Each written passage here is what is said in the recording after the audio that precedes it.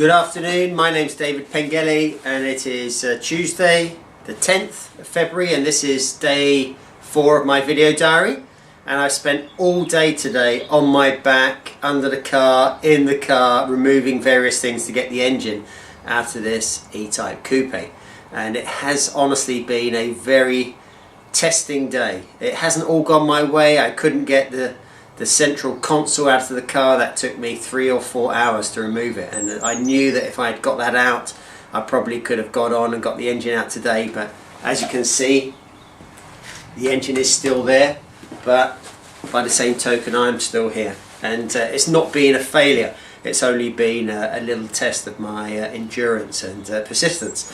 And that reminds me of when I was working in sales in 1987, so I was 24 years old, and I was one of the slowest learners that the Kirby sales company had ever had. In fact, my boss was losing patience with me. He put so many leads my way that it was costing him a fortune, and I just could not get a sale. I mean, you tend to think that even someone who can't sell very well will find a sale every now and again, but I was really struggling.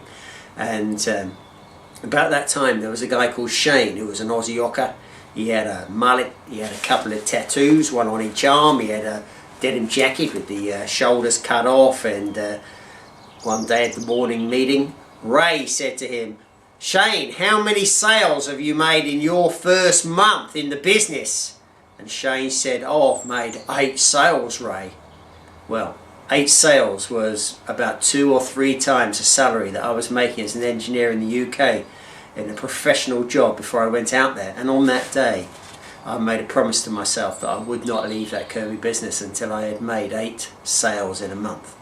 And I can tell you what, it didn't come quickly. I didn't explode into success. It took several months to achieve that.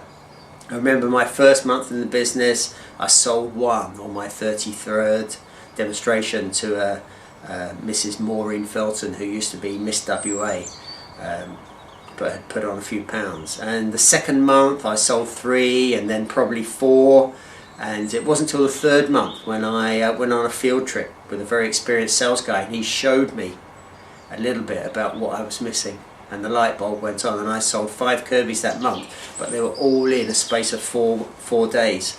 And really after that I knew that I could be parachuted almost anywhere in the world, and in a sales job I could make an above average income. The light bulb really had gone on, and you know, to cut a long story short, the next month I was the top salesperson in Australasia. Did that make me the best salesperson in Australasia? No, only the top salesman in that month, and it didn't mean I was going to win it every month. You know, I don't want to make out that it's easy, and there has always been people better than me, but that is a little story about how I became great at sales. That was the learning process. They say persistence overcomes resistance, and I would honestly say to you that a lot of people in life, they give up just a little bit too early. Self-doubt breaks them down just before they enjoy any form of success. And they do say that if you have good work habits and you do a quantity of quality work on a consistent basis, the question no longer becomes whether you will be successful. It becomes, when will I be successful, and how great will that success be?